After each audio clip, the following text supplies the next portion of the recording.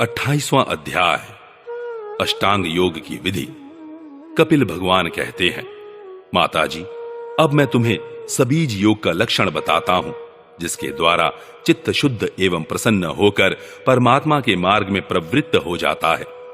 यथाशक्ति शास्त्र विहित स्वधर्म का पालन करना तथा शास्त्र विरुद्ध आचरण का परित्याग करना, प्रारब्ध के अनुसार जो कुछ मिल जाए उसी में संतुष्ट रहना, आत्मज्ञानियों के चरणों की पूजा करना, विषय वासनाओं को बढ़ाने वाले कर्मों से दूर रहना, संसार बंधन से छुड़ाने वाले धर्मों में प्रेम करना, पवित्र और परिमित भोजन करना, निरंतर एकांत और निर्भय स्थान में रहना, मन, वाणी और शरीर से किसी जीव को न सताना, सत्य बोलना, चोरी न करना, आवश्यकता से अधिक वस्तुओं का संग्रह न करना, ब्रह्मचर्य का पालन करना, तपस्या करना, बाहर भीतर से पवित्र रहना, शास्त्रों का अध्ययन करना, भगवान की पूजा करना, वाणी का संयम करना, उत्तम आसनों का अभ्यास करके स्थिरता पूर्वक बैठना, धीरे धीरे प्राणायाम के द्वारा श्वास को जीतना, इंद्रियों को मन के द्वारा विषयों से हटाकर अपने हृदय में ले जाना, मूलाधार आदि किसी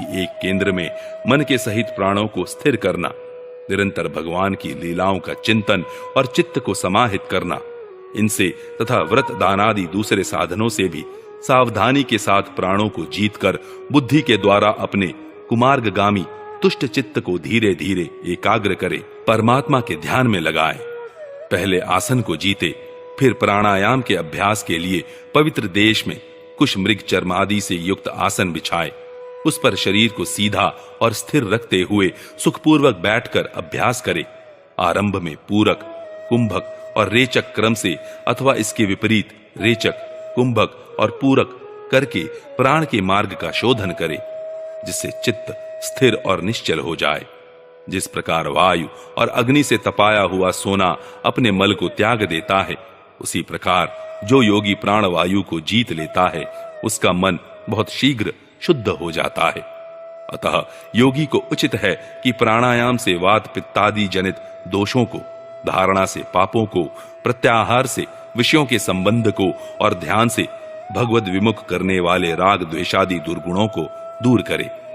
जब योग का अभ्यास करते करते चित्त निर्मल और एकाग्र हो जाए, तब नासिका के अग्रभाग में दृष्टि जमाकर इस प्रकार भगवान की मूर्ति का ध्यान करे।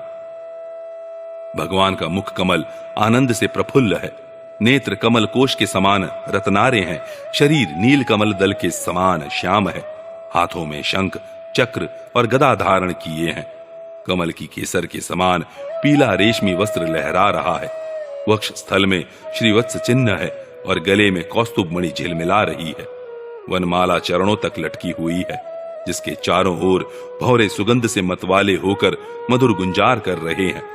अंग प्रत्यंग में महामूल्य हार, कंकण, किरीट, भुजबंद और नुपुर आदि आभूषण विराजमान है।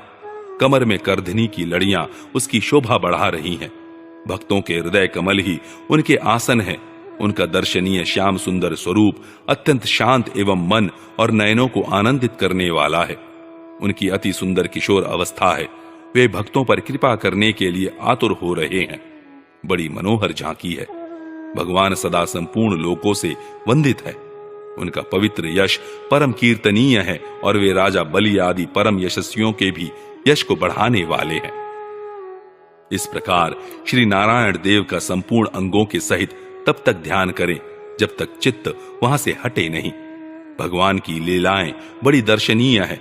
अतः अपनी रुचि के अनुसार खड़े हुए, चलते हुए, बैठे हुए, पौड़े हुए अथवा अंतर्यामी रूप में स्थित हुए उनके स्वरूप का विशुद्ध भाव युक्त चित्त से चिंतन करे। इस प्रकार योगी जब यह अच्छी तरह देख ले कि भगवद विग्रह में चित्त की स्थिति हो गई, तब वह उनके समस्त अंगों में लगे हुए चित्त को विशेष रूप से एक एक अंग में लगाए। भगवान के चरण कमलों का ध्यान करना चाहिए। वे वज्र, अंकुश, ध्वजा और कमल के मंगलमय चिन्हों से युक्त हैं तथा अपने उभरे हुए लाल लाल शोभामय नक्षचंद्र मंडल की चंद्रिका से ध्यान करने वालों के हृदय के अज्ञान रूप घोर अंधकार को दूर कर देते हैं। इन्हीं की धोवन से नदियों में श्रेष्ठ गंगा जी प्रकट हुई थी, जिनके पवित्र जल को मस्तक पर धारण करने के कारण स्वयं मंगल रूप श्री महादेव जी और भी अधिक मंगलमय हो गए। ये अपना ध्यान करने वालों के पाप रूप पर्वतों पर छोड़े हुए इंद्र के वज्र के समान है। भगवान के इन चरण कमलों का चिरकाल तक चिंतन करे। भव भयहारी अजन्मा श्री हरि की दोनों पिंडलियों एवं घुटनों का ध्यान करे, जिनको विश्व विधाता ब्रह्मा जी की माता सुरवंदिता कमल लोचना लक्ष्मी जी अपनी जांघों पर रखकर अपने कांतिमान कर किसलियों की कांति से लाड़ लड़ाती रहती हैं। भगवान की जांघों का ध्यान करें, जो अलसी के फूल के समान नील वर्ण और बल की निधि हैं तथा गरुड़ जी की पीठ पर शोभायमान है। भगवान के नितंब बिंब का ध्यान करें, जो एड़ी तक लटके हुए पीतांबर से ढका हुआ है और उस पीतांबर के ऊपर पहनी हुई सुवर्णमयी करधनी की लड़ियों को आलिंगन कर रहा है। संपूर्ण लोकों के आश्रय स्थान भगवान के उदर देश में स्थित नाभि सरोवर का ध्यान करें। इसी में से ब्रह्मा जी का आधारभूत सर्वलोकमय कमल प्रकट हुआ है।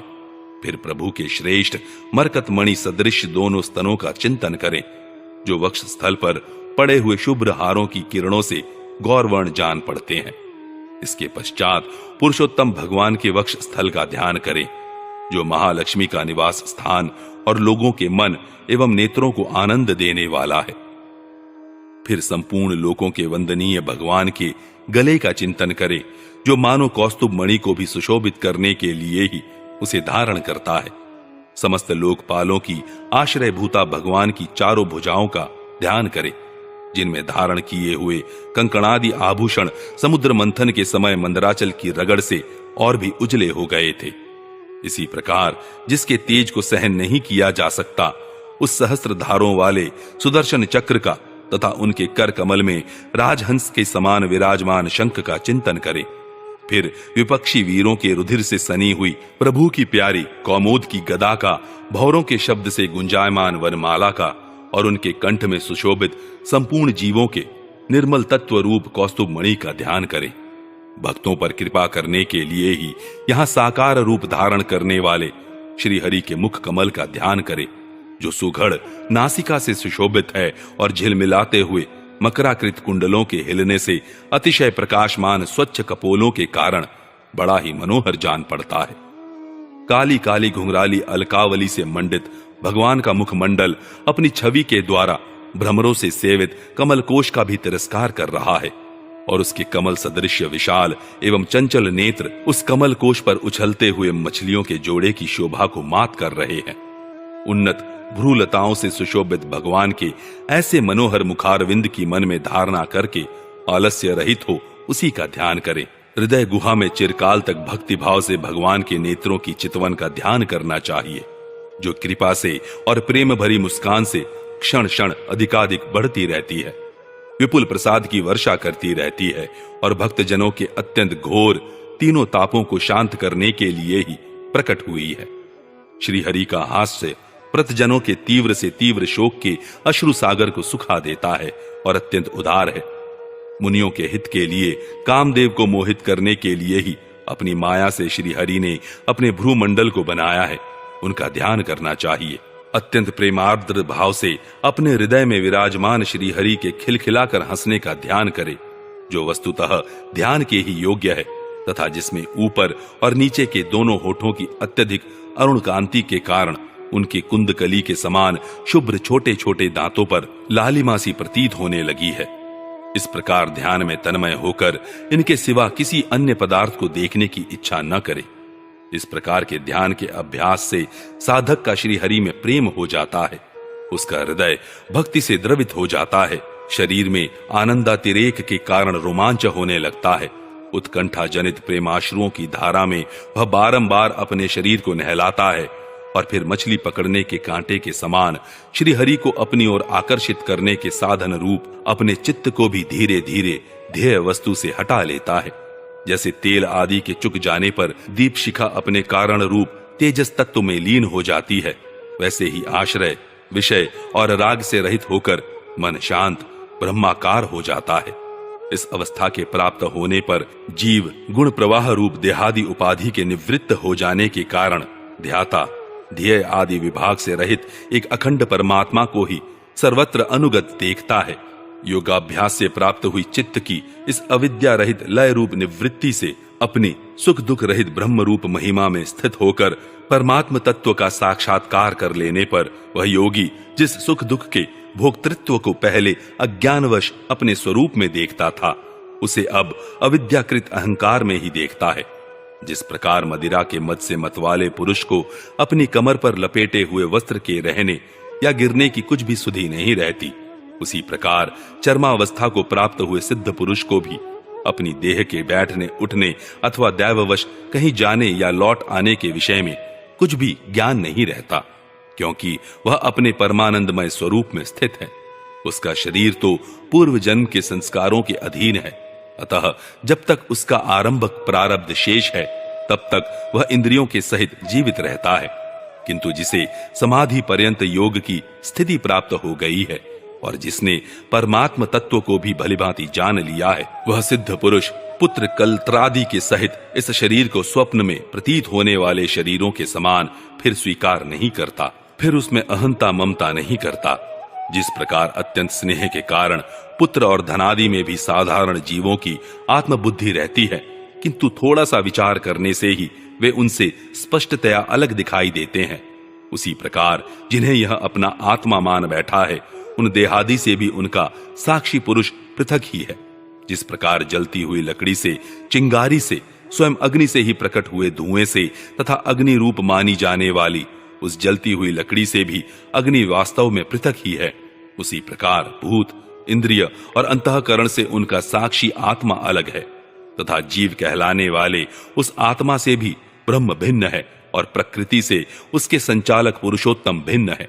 जिस प्रकार देह दृष्टि से जरायुज, अंडज, स्वदेज और उद्भिज चारों प्रकार के प्राणी पंचभूत मात्र हैं, उसी प्रकार संपूर्ण जीवों में आत्मा को और आत्मा में संपूर्ण जीवों को अनन्य भाव से अनुगत देखे। जिस प्रकार एक ही अग्नि अपने पृथक पृथक आश्रयों में उनकी विभिन्नता के कारण भिन्न भिन्न आकार का दिखाई देता है, उसी प्रकार देव मनुष्यादि शरीरों में रहने वाला एक ही आत्मा अपने आश्रयों के गुण भेद के कारण भिन्न भिन्न प्रकार का भासता है। अतः भगवान का भक्त जीव के स्वरूप को छिपा देने वाली कार्य कारण रूप से परिणाम को प्राप्त हुई भगवान की इस अचिंत्य शक्तिमयी माया को भगवान की कृपा से ही जीतकर अपने वास्तविक स्वरूप ब्रह्म रूप में स्थित होता है।